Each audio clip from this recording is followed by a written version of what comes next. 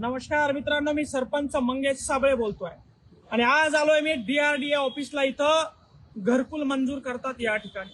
मित्रांनो, या ऑफिसचं काम आहे की गावागावात जायचं, सर्वे करायचं आणि ज्या लोकांना घर नाहीये, ज्याचं पत्र्याचं घर आहे, मातीचं घर आहे, शासनाच्या माध्यमातून त्यांना घरकुल मंजूर करायचं. मात्र 70 वर्ष झाले हे ऑफिस जाग्यावर आहे, घरही जाग्यावर आहे. मात्र ऑफिस मधले अधिकारी मोठमोठ्या बंगल्यामध्ये या ठिकाणी जात आहे. मित्रांनो, आपण बघू शकता, मी सरपंच म्हणून, ग्रामसेवक म्हणून माझ्या गावची घरकुलाची यादी तयार केली, सर्वे केला आणि बघितलं की ज्याला कुणाला पत्र्याचे घर आहे, ज्याला कुणाला कुड्याचे घर आहे, त्यांच्या तिथं जाऊन या ठिकाणी जिओ टॅगिंग कॅमेरामध्ये त्या ठिकाणी त्याचा सर्वे केला. गावातल्या पत्र्याच्या घरात राहणाऱ्या, गावातल्या मातीच्या घरात राहणाऱ्या सर्व गोरगरीब जनतेच्या घरकुलाचा सर्वे या ठिकाणी केला आणि या DRDA ऑफिसला आज घेऊन आलो. मित्रांनो, 2024 पर्यंत प्रत्येकाला घर देतो म्हणून शासनाने सांगितलं होतं. मात्र त्या अफवा, ते आश्वासन जागेवरच आहे आणि घर अजून मात्र भेटलेलं नाही. हा विषय मित्रांनो घरकुलाचा.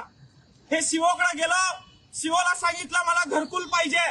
माझ्या लोकांनी 100% कर भरलाय, ते मला घर मागायला लागले. दर महिन्याला ते येतात आणि आम्हाला घरकुल कधी मिळणार आहे म्हणून विचारतात. तर सीओ म्हणले, बाकीच्या ग्रामपंचायत सारखं यादी तयार करा, नावं द्या, तुमचं होणार नाही. काय बाकीच्या ग्रामपंचायत सारखी यादी तयार करायची?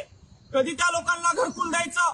त्यांचा 100% टॅक्स या ठिकाणी भरून घेतला. मात्र सीओ बेजबाबदारपणे या ठिकाणी वक्तव्य करायला लागले. टक्केवारी फक्त जलजीवन मिशनची, मोठमोठ्या कामाची टक्केवारी घेण्यासाठी अधिकारी बसलेत. यांचे डबल तळी, 4-4 तळी बंगले या ठिकाणी झालेत.